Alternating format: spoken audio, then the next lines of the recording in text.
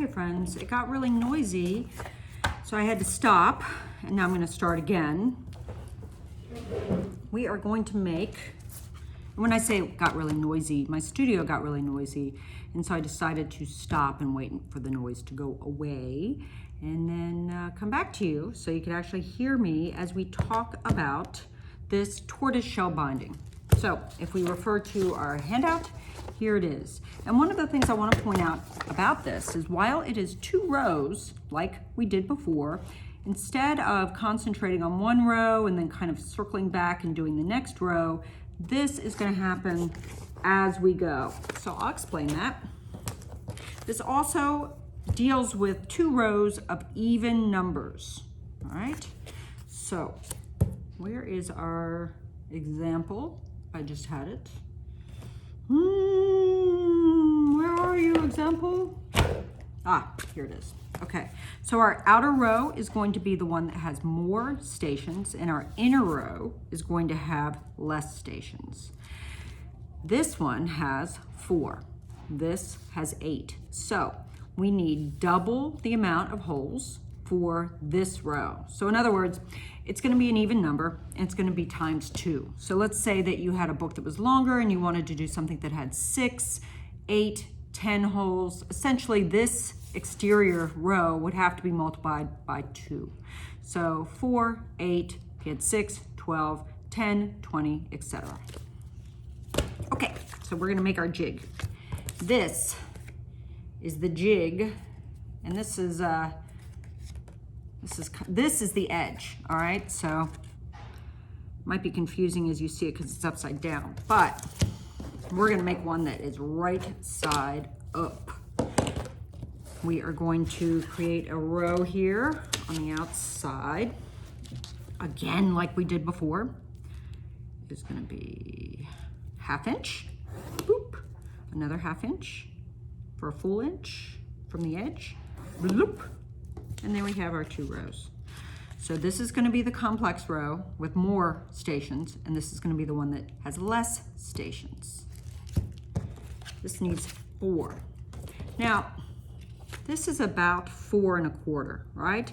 And the reason it's 4 1/4 is because for all of our supplies, I cut things down from standard sized things like our photocopy paper, our regular letter kind of paper. If you cut that in half, 8 1/2, comes 4 1/4. So that's what I based all of my measurements on.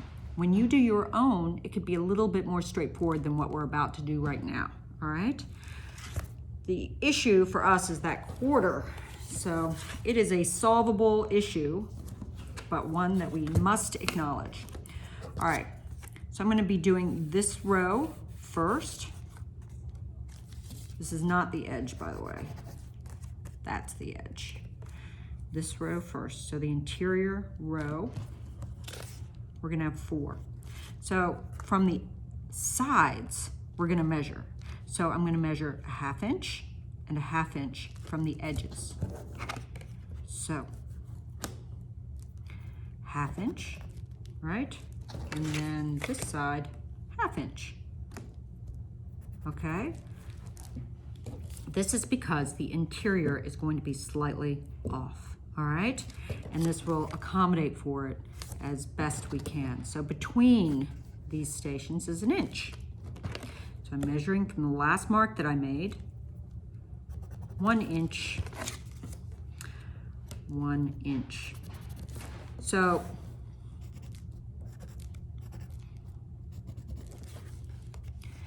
half inch, inch.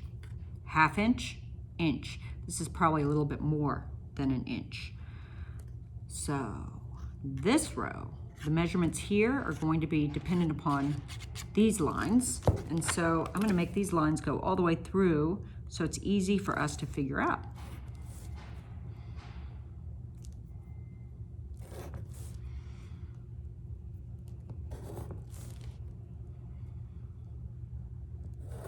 Okay.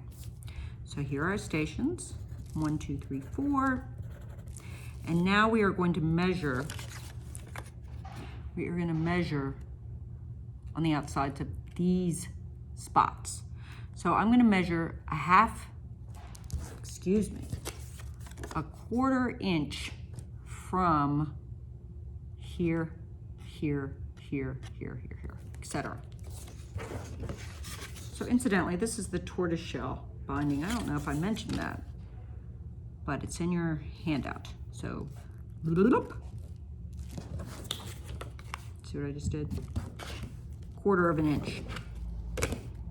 Oh, I love these rulers you can look through. They're so superior.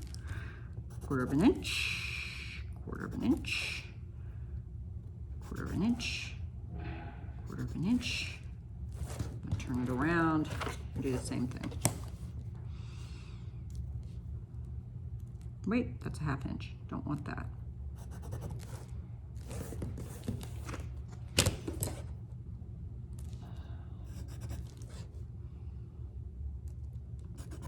All right, is that a 1/2 inch? That doesn't look right. Let me redo that. Aha, wrong.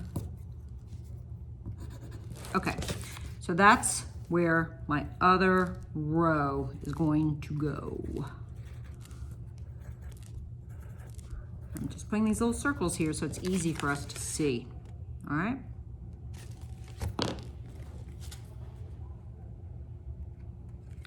This is the edge. These are the measurements, okay? So if you want to pause on this and look at it, do so. Okay, here we go. I have my paper. I have my interior paper. I'm gonna put these inside and kind of jog them together. Let's see, which way do I want this to go? Maybe upside down, maybe this way. Maybe this way, okay. So this is flush, the pages are flush, flush, flush. This is an overhang, which is something that I want. Got my little bull clip to hold everything in place. I'm going to bang my signatures in, stations, excuse me, not signatures. So I've lined this up. Doesn't matter where I start. I think I'm going to start with just the 4 on the interior row. Tap, tap, tap. I just want to break through all of those pages. But I don't want to do this so hard that I end up getting my awl stuck in this piece of wood. And I like hammering into this piece of wood. It's a better experience than this. So if you have a piece of wood hanging around, you might prefer it like me. Now, after I get these holes in, I'll probably open them up a little bit. And again, I'm knocking these holes in from the front of the book. And that has to do with the way the pages are going to be pushed forward. It looks better to have them pushed forward from the front, meaning whoop, as opposed to what's happening with the back where they're going. I'll show you.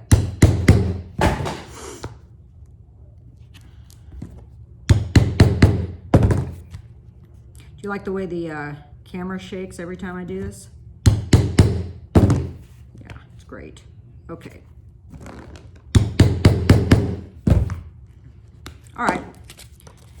This is what it looks like. More holes here, less holes here. Now I'm going to open these up a little bit because remember, I've got to get my needle in there multiple times. So I'm just going to sort of twist this in. I could do this from the back. That's what I meant by the holes going bloop. I don't know if that's actually the noise I made. Was it? I can't recall. But see how that gets pushed out? That's not as wonderful as not seeing that. So I put that on the back. Of course, the thread is going to obscure it too. So probably being overly fussy, but it's just a habit. All right, these are looking okay. I'll look at it from the back a little bit. Open them up a wee bit more. I've been watching that series called The Crown about Queen Elizabeth? My goodness. I did not realize that it was still, I mean, this was from a number of years ago when she was younger. I'm on season 2 now, but my goodness, it was so oppressive. Yuck. Okay, so here we are here. I want this to, I want my thread to measure 7 times this. And the reason is not because I have multiple signatures, because I do not. I really only have one technically, but it is because of all this fancy stitching. And it's the same thing that we did before on our other one. So this is the tortoise shell, the other was the hemp leaf. 1, 2, 3, 4, 5, 6, 7, a little bit extra is okay. I do suggest if you have some wax around, and that wax could just be a candle, that you wax this, because this is a long piece of thread, right? And, you know, it could get tangled easily. I bet mine will get tangled somewhere along the line. Where is my needle? I'm always losing needles. It's bad to lose your needle. Okay, maybe I'll do this one. I like these really long ones. For some reason they feel more elegant. All right, thread this, and I'm not doing my fancy threading, meaning I'm not gonna lock the thread in place by boop, stabbing it. The reason being, this thread will fray. We don't want that. So it has to do with the structure of the thread. Could be that you're using something that will accommodate that very well, fine. And by the way, the thickness of this thread, because this is something that is going to get wear and tear on the outside, I usually use a thread that's thicker than what we would use for sewing signatures together, right? That where the, I'll show you. Right, so these sections, let me find you where you can see the thread, have been, you know, sewn together, and the thread is on the interior of this book, so it doesn't really get a lot of abuse or harm, whereas this is on the outside of the book, right? And so you need something a little heavier than what you would normally use to stitch pages together. All right, we can start anywhere here, but wherever we start is where we end. So I'm gonna start here. And I'm gonna leave a little tail, right? Boop. And I'm gonna wrap around this, okay? So just like I did before, I'm gonna wrap around this and go right through the same station.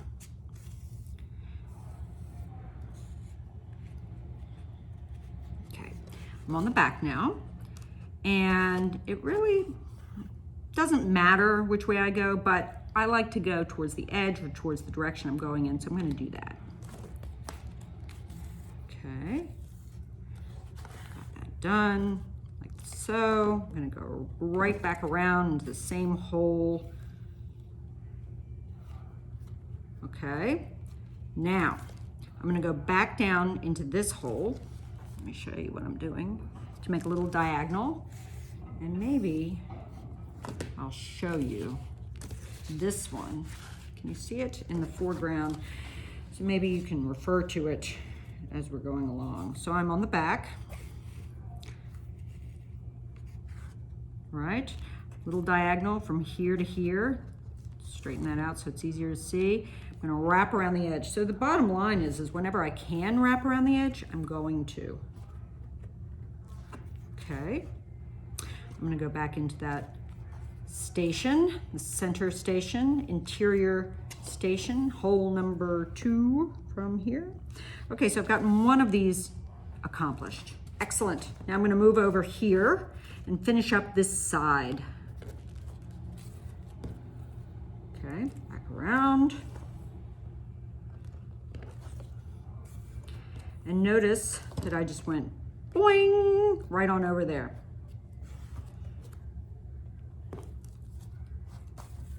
Okay, I'm gonna go around here.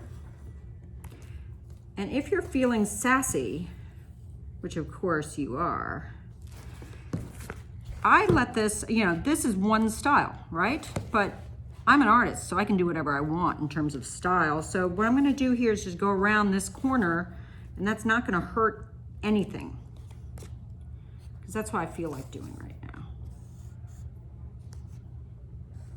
Oops, just wanna make sure it goes where I want it to. Okay, next move, I'm gonna go down here.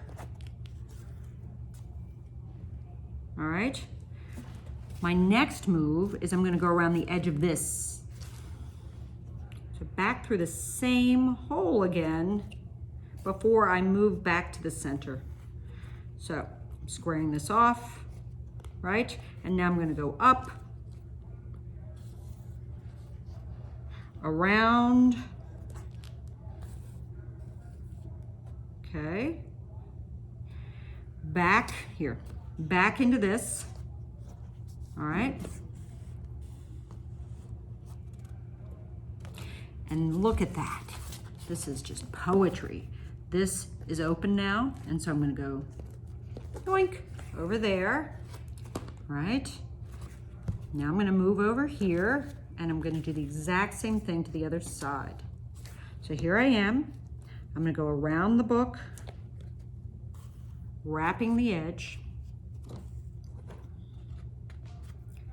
Okay, I'm gonna go over here.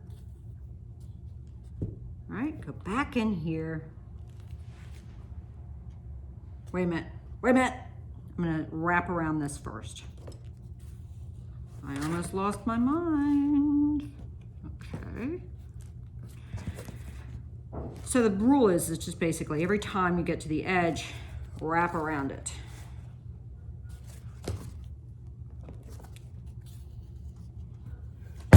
Wrap.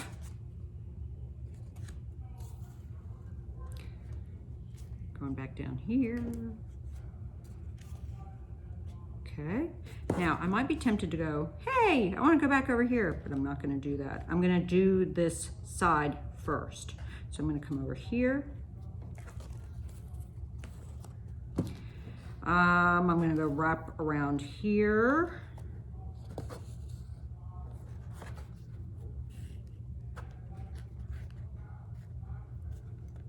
Okay. I'm going to go up here. And because I did it on the other side, I think I'm going to go around before I go around the edge. So I'm going around the side before I go around this and come right back through that hole.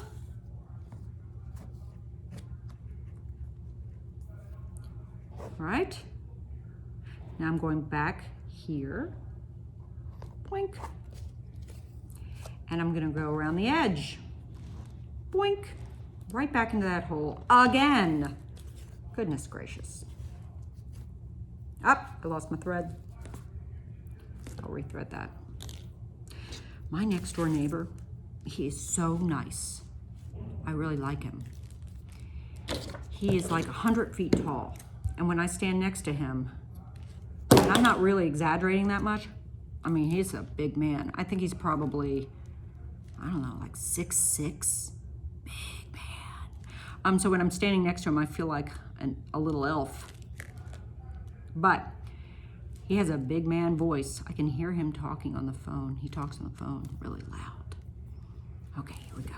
Threaded the needle. I'm gonna go back in here. Big man, big heart. He's a sweet guy. I used to have a very tall friend and I wanted to fix her up with him. But then I saw him at the movie theater with his wife and decided against it. There we go. And now I'm gonna pop over here. Look at that. Yoink, boing.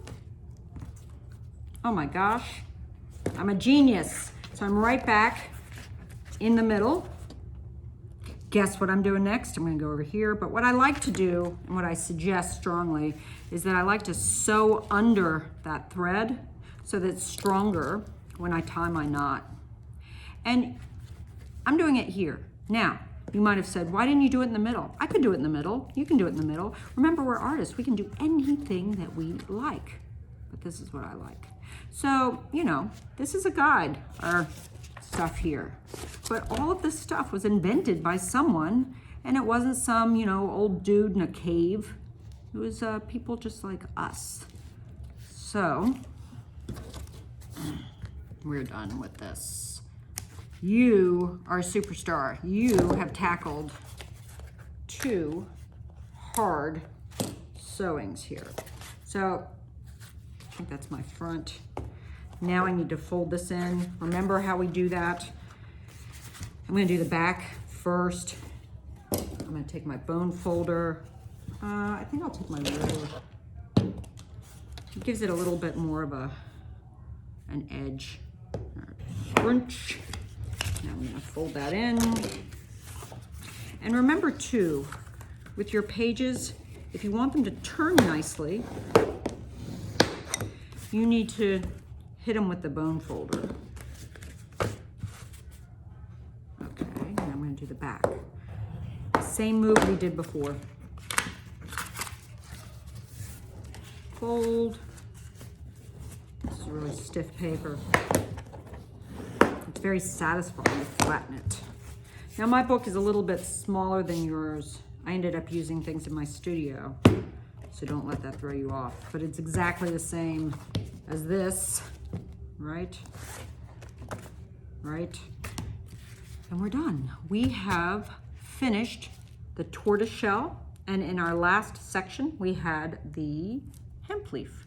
So we are done with our fancy sewing, and it's on to the next project.